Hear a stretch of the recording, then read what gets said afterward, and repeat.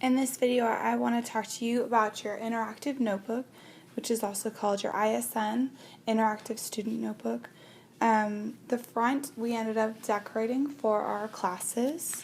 On the inside, on page 1, you should have your table of contents.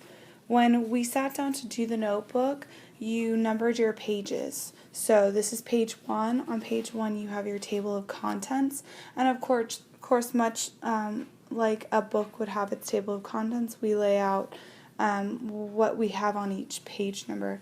Of course, you were not going to have all of this right now in your notebook, but you should have a table of contents written at the top and topic and pages. Table of contents and reference pages should be written in as well. So it starts with the starting page and this is the ending page. Okay, so 1 through 3, you should have table of contents, and this is how it's set up. All right, this is page 2. This is page 3, table of contents. On page 4, we have our reference page. For page 4, we actually started with our PSP, which is our problem-solving process. This is what you should have. On the top section, we divided the page up. The top section here is talking about our PSP, and it is a summarization of this bottom section that we ended up taping or gluing in. The 5th page should have your multiplication chart at the top, and on the bottom you should have your divisibility rules. My students do not have divisibility in there yet, but this is where it will go. Next is 6 and 7. You have your star reference sheet on 6, and you have your other one on page 7. And when students were putting this in, I was telling them that they should have a ruler on the left-hand side for the left page, and they should have a ruler on the right-hand side for the right page. So we won't be using the ruler because they're obviously not to scale, but it was just so that you would be able to set it up correctly, so we had everything the same. On page 8, we have our FDP chart. We will fill this in if your teacher has not already filled this in with you. Looks like this. That's on page 8. Page 9 is PEMDAS. Okay, we ended up setting up a foldable in our classes. P, we have parentheses, and we're going to do examples here. E for exponents. This is what an exponent is, and we're going to do examples here in the future. Multiplication and division is whatever comes first, left to right. And addition and subtraction is the same, whichever comes first, left to right.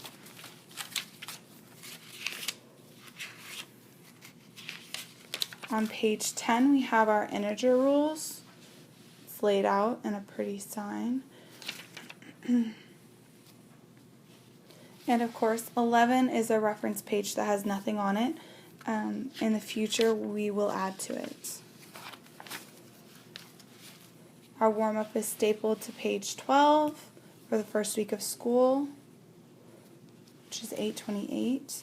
And then we went ahead and started our Unit 1.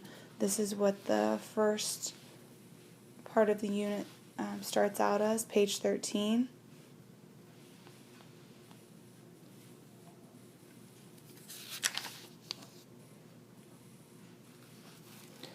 Students, you should also have on page 14 questions that you have. This is anything pertaining to the notebook, anything pertaining to school, anything pertaining to what we're learning. Maybe you need help.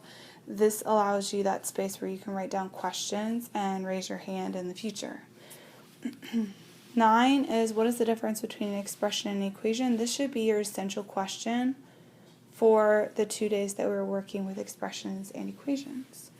And you go ahead and answer that. These are the characteristics of an expression and an equation on page 15.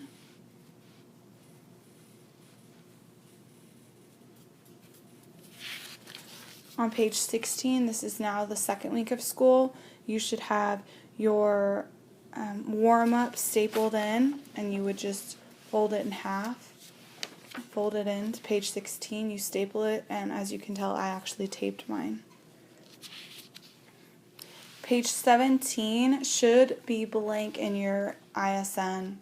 We're going to print out the properties so you can go ahead and paste those in the future.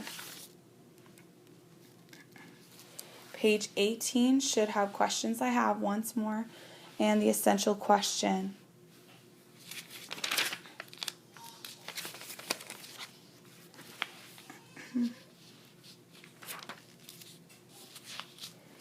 Alright, from there your teacher will have different instructions on how you're going to go ahead and set up your ISN.